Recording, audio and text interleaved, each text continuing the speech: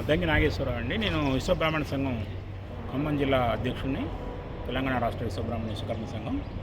ఈరోజు dedicated commission ముందు మా యొక్క రిప్రజెంటేషన్ ఇవ్వడం జరిగింది. మా ఇబ్బంది ఏంటంటే, ఈ కులగణన దాంట్లో ఫార్మేట్లు ఏదైతుందో ఆ కులగణన ఫార్మేట్లో విశ్వబ్రాహ్మణ విశ్వకర్మ అనే పదాన్ని తీసేసి మా వృత్తులు ఏదైతే ఉన్నాయో కమ్మరం, కంచరం, వడ్రంగం, శిలాశిల్పం అండ్ స్వర్ణకార సంఘం ఏదైతే ఉన్నాయో ఆ వృత్తులతోటే వాళ్ళు కులగణన ఫార్మేట్లు పెట్టారు. అందులో కూడా ఒక 2 కమ్మరి, కంచరి అండ్ శిల్పి అనే 2 వృత్తులు కూడా తీసేసి 3 వృత్తులతోటే వాళ్ళు ఫార్మేట్ తయారు చేశారు. దాని మీద మేము రాష్ట్ర ప్రభుత్వానికి రిప్రజెంటేషన్ ఇచ్చాం, మంత్రులకి ఇచ్చిన తర్వాత ఈ 2 పేర్లు యాడ్ చేశారు. కానీ విశ్వబ్రాహ్మణ ఏదైతే ప్రభుత్వం జీవో జారీ చేసిందో జీవో నెంబర్ 3 2020లో జీవో జారీ చేశారో ఆ జీవోలో బీసీ గ్రూప్లో 21వ సీరియల్ నెంబర్లో విశ్వబ్రాహ్మణ విశ్వకర్మ అని చెప్పేసి మా కులం యొక్క పేరును రాస్తూ దాంట్లో ఈ 5 వృత్తులు ఏదైతే ఉన్నాయో ఈ 5 వృత్తుల్ని మెన్షన్ చేయడం జరిగింది. కానీ ఈ ఫార్మేట్లో ఆ పేర్లు లేనందున విశ్వబ్రాహ్మణ విశ్వకర్మ ఫార్మేట్లో పేరు లేనందున ఈ వృత్తుల పేర్లు రాస్తూ మాత్రమే ఇవాళ కులగణన జరుగుతుంది. అట్లా కనుక కులగణన జరిగేటట్టయితే మా యొక్క క్యాస్ట్ యొక్క మా విశ్వబ్రాహ్మణ జాతి యొక్క మొత్తం స్ట్రెంత్ రాదు. వృత్తుల పరంగా ఉన్నాయి కాబట్టి వేరువేరుగా వాళ్ళ యొక్క సంఖ్య వస్తుంది కాబట్టి మా జనాభా ఎంతో తెలవదు కాబట్టి ఈ రాష్ట్రంలో 25 లక్షల జనాభా కలిగి ఉన్నటువంటి విశ్వబ్రాహ్మణులు ఎవరైతే ఉన్నామో, ఈ ప్రపంచ సృష్టికి మూలమైతే ఎవరైతే ఉన్నామో మమ్మల్ని ఆర్థికంగా రాజకీయంగా ఎదగనీయకుండా ఈ ప్రభుత్వాలు చేస్తూ ఉన్నాయి.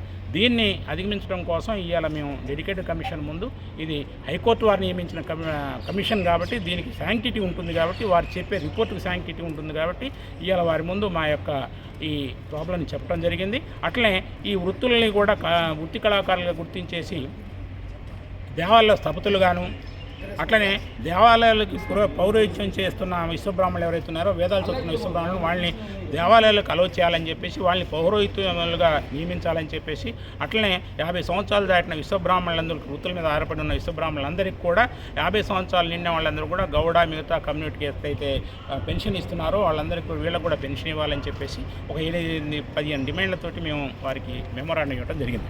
ఇచ్చిన మెమోరాండం ఎన్ని డిమాండ్స్ ఇచ్చారు చెప్పండి. మెయిన్ కీ పాయింట్స్ చెప్పండి.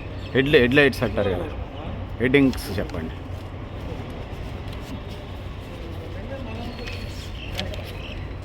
మొదటిది, విశ్వబ్రాహ్మణులకు రాజ్యసభకు, విధాన మండలికి, వివిధ కార్పొరేషన్లకు ప్రభుత్వ నామినేట్ పదవులకు వృత్తి కళాకారుల కోటా కింద నామినేట్ చేయాలి. మరియు శాసనసభకు అవసరమైన మేరకు సీట్లు కేటాయించి ఈ జాతీయుల సేవలను మేధా సంపాదించి సమాజానికి ఉపయోగించాలి. చదవండి. Telangana Vishwabrahmana cooperative finance corporation limited దానికి 1000 కోట్ల రూపాయల నిధులు కేటాయించి పాలక మండలిని ఏర్పాటు చేసి రాష్ట్రంలో విశ్వబ్రాహ్మణ విశ్వకర్మలను ఆదుకోవాలి. విశ్వకర్మల ఆకలి చావుల్ని, ఆత్మహత్యలను నిరోధించాలి. రాష్ట్రంలో 50 సంవత్సరాలు నిన్న విశ్వబ్రాహ్మణ విశ్వకర్మ, కమ్మరం, వడ్రంగం, ఇత్తడి, శిల్పం, స్వర్ణకార సాంప్రదాయ చేతివృత్తుల కళాకారులకు, గీత కార్మికులకు ఇచ్చినట్టుగానే 5,000 రూపాయల పెన్షన్ వర్తింపజేయాలి. పవిత్ర మంగళ సూత్రాలు ఏతున్నాయో, పుస్తెలు, మట్టెలు ఏతున్నాయో కార్పొరేట్ జ్యువెలరీ షాపులలో విక్రయించకుండా చట్టం చేయాలి. విశ్వబ్రాహ్మణుల దగ్గర కొనేలాగా చేయాలి. తెలంగాణ రాష్ట్రంలోని విశ్వబ్రాహ్మణ విశ్వకర్మ సాంప్రదాయ కుటీర పరిశ్రమలు నిర్వహిస్తున్న చేతి వృత్తిదారులకు కూడా ఉచిత విద్యుత్ సౌకర్యం కల్పించాలి. వడ్రంగి వృత్తి వారిపై అటవీ శాఖ, ఫారెస్ట్ వారి వేధింపులు అరికట్టి మూతబడ్డ కర్రకోత మిషన్లను వెంటనే తెరిపించి లైసెన్స్ విధానాన్ని పూర్తిగా రద్దు చేయాలి. లేదా లైసెన్స్ నిబంధనలను సరళీకృతం చేసి అటవీ శాఖ వారిచే అనుమతులు ఇప్పించాలి. అట్లనే స్వర్ణకారులపై జరుగుతున్న పోలీసు వేధింపులను, అక్రమ రికవరీలను వెంటనే అరికట్టి దీనికి సంబంధించిన కేంద్ర చట్టాలు సవరించాలి. ఇత్తడి పని వారికి రాగి, ఇత్తడి సబ్సిడీ రేట్లలో సరఫరా చేయాలి. శిల్పులకు రాతి ఖనిజాలను సబ్సిడీలకు అందించాలి. పల్లెల్లో, పట్టణాల్లో ఇల్లు లేని విశ్వబ్రాహ్మణులకు ప్రభుత్వం ఇందిరమ్మ ఇండ్లు కేటాయించాలి.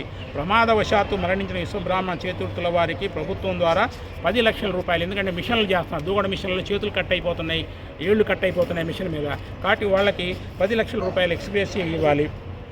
రాష్ట్రంలో శిల్ప సంపద కలిగిన అన్ని దేవాలయ కమిటీలలో శిల్పశాస్త్ర పరిజ్ఞానం కలిగిన విశ్వబ్రాహ్మణులను ధర్మకర్తలుగా నియమించి అరుదైన శిల్ప సంపదను అంతరించిపోకుండా కాపాడాలి. విశ్వబ్రాహ్మణులు పాల వడ్డీ రుణాలతో పాటు గ్యారంటీ లేకుండా ఖాదీ బోర్డు రుణాలను బ్యాంకుల ద్వారా ఇప్పించాలి. విశ్వబ్రాహ్మణ విశ్వకర్మ విద్యార్థులకు ప్రభుత్వ వేద ఆగమ పాఠశాలలో ప్రవేశం కల్పిస్తూ ఉత్తర్వులు జారీ చేయాలి. వాళ్ళని పురోహితులుగా దేవాలయాల్లో నియమించాలి. ఈ రాష్ట్రం ఏర్పడటానికి, తెలంగాణ రాష్ట్రం ఏర్పడటానికి ప్రముఖ పాత్ర పోషించినటువంటి తెలంగాణ సిద్ధాంతకర్త ప్రొఫెసర్ జయశంకర్ సార్ని తెలంగాణ జాతిపితగా ప్రకటించాలి. తెలంగాణ రాష్ట్రంలో బీసీలను ప్రభుత్వపరమైన అత్యున్నత హోదాలకు దూరం చేసే జీవో 29ను రద్దు చేయాలి. ఎందుకంటే 29 జీవోలో ఏం రాశారంటే, ఒక వ్యక్తి ఒక విద్యార్థి కాంపిటేటివ్ ఎగ్జామ్ రాస్తే అతను టాపర్ అయితే ఆ టాపర్లో ఓసీలో ఇవ్వాలి. ఆయనకి ఓసీలో ఇవ్వకుండా అతను తీసుకొచ్చి బీసీ రిజర్వేషన్లో ఇస్తున్నారు. అట్లా మామూలుగా బీసీ రిజర్వేషన్లో ఉన్న వ్యక్తి నష్టపోతూ ఉన్నాడు. కాబట్టి ఈ బీసీలు ఎస్సీ ఎస్టీలలో టాపర్ ఎవరు ఇస్తున్నారో వాళ్ళని ఆ ఓపెన్లోనే కేటగిరీలో వాళ్ళకి ఇవ్వాలి, బీసీ రిజర్వేషన్లో వేరే వాళ్ళకి ఇవ్వాలి, బీసీ వాళ్ళకి ఇవ్వాలని చెప్పేసి మా ప్రధాన డిమాండ్. అది 29 జీవో ప్రకారం వాళ్ళకి నష్టం జరుగుతుంది కాబట్టి 29 జీవోని రద్దు చేయాలని చెప్పేసి మా ప్రధాన డిమాండ్ ఉంది. అట్లనే కామారెడ్డి డిక్లరేషన్ ప్రకటించినట్టుగా అధికారంలో వచ్చిన రాష్ట్ర ప్రభుత్వం నిజంగా బీసీల అభ్యున్నతికి ఆకాంక్షిస్తే వెంటనే రాజ్యాంగపరమైన షెడ్యూల్లో పొందుపరచాలి, లేదా ఆర్డినెన్స్ తేవడం ద్వారా బీసీల హక్కులను కాపాడాలి. ఓటు బ్యాంక్ రాజకీయాలు కాకుండా రాష్ట్రంలోని సమగ్ర పూర్తి జనాభా అన్ని సామాజిక వర్గాల గణన జరగాలి. జాతీయ స్థాయిలో వివిధ రాష్ట్రాల్లో ఒక్కొక్క సామాజిక వర్గం ఒక్కో విధంగా గుర్తించబడటం వల్ల అణగారిన వర్గాల అభ్యున్నతి సాధించలేకపోతున్నందున రాష్ట్ర ప్రభుత్వం బీసీలను నిర్దిష్టంగా 50% రిజర్వేషన్లు అన్ని రంగాల్లో కల్పించాలి. తద్వారా తెలంగాణ రాష్ట్రంలో ఉన్న విశ్వబ్రాహ్మణులు అయితే 25 లక్షల మంది ఉన్నామో మాకు దామాష ప్రకారంగా ఎమ్మెల్యే సీట్లు, రాజ్యసభ సీట్లు కేటాయించాలి. ఈ మా ప్రధాన డిమాండ్లు అండి. వీటిని వారి దృష్టికి తీసుకెళ్ళడం జరిగింది. వారు సానుకూలంగా స్పందించినట్టుగా తెలుస్తుంది. అట్లనే వాళ్ళు రిపోర్టు కూడా హైకోర్టుకి ఇస్తామని చెప్పారు. వారికి ధన్యవాదాలు. Thank you sir. Thank you very much.